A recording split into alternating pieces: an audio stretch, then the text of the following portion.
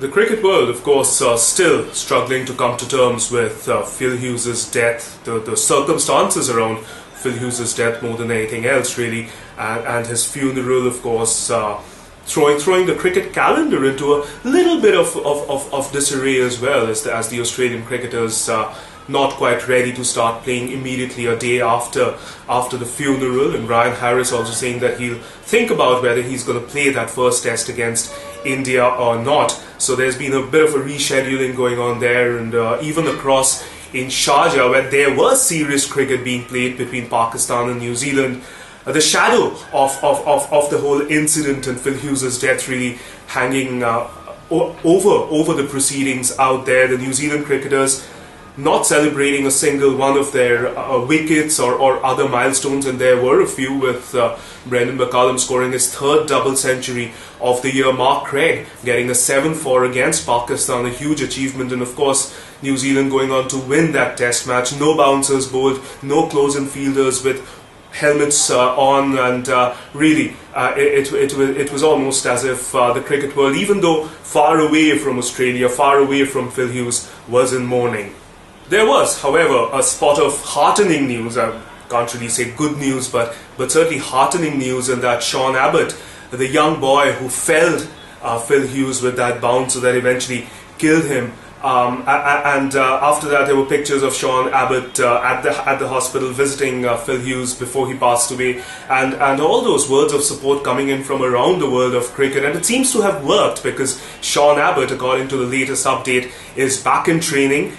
He wants to go out there and bowl again, which is such wonderful news, because he's an extremely talented young bowler who most certainly has a long, promising career ahead of him, and it's good to know that he doesn't blame himself. He doesn't feel the kind of guilt a lot of us thought he might feel about the whole incident, and that he's back in training now. But at the same time, there was another spot of very bad news, and obviously not getting the kind of news space that Phil Hughes' passing did, which had to do with Hillel Wesker, an Indian who was based in Israel, played cricket there, and then became a cricket umpire. Freak sort of accident during a cricket match where he was umpiring, and the ball hitting his head, and he passed away as well. And really extremely tragic incident, coming close on the heels of Phil Hughes' death, and really another incident that the cricket world took note of, and while it might not have reached the same scale as the mourning for Phil Hughes,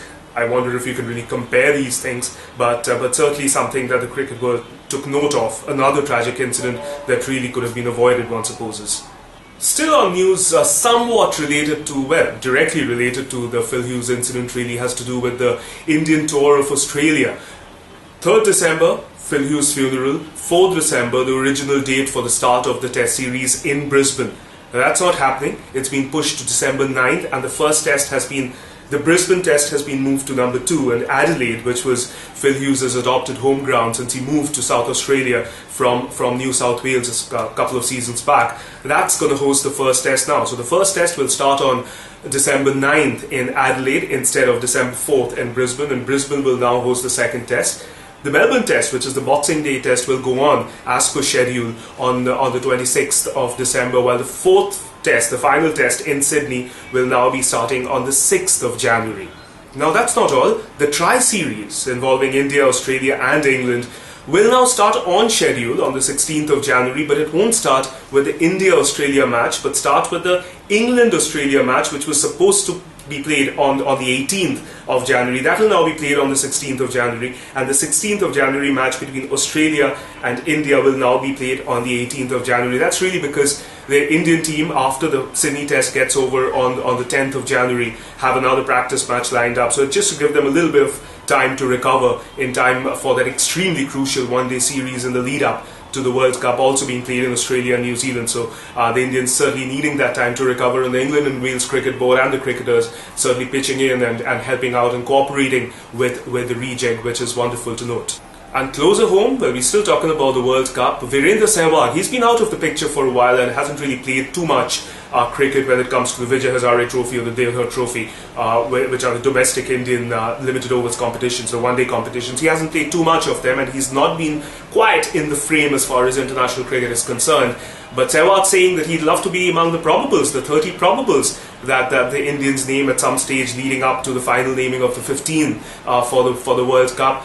Sehwag not in the frame, but really, when you think of Sehwag and you think of all that he's achieved and the fashion in which he's achieved all those things over the years, expressing a desire to be back in the mix, it's heartening. One wonders what's going to happen. The team looks quite set, of course. There are the young batsmen, Shikhar Dhawan, Rohit Sharma, Ajinkya Rahane at the top of that batting order. Quite a few good names, big names in that middle order as well. One wonders where Sehwag could fit in. But certainly the fact that he still has the hunger, has the desire, is wonderful to note.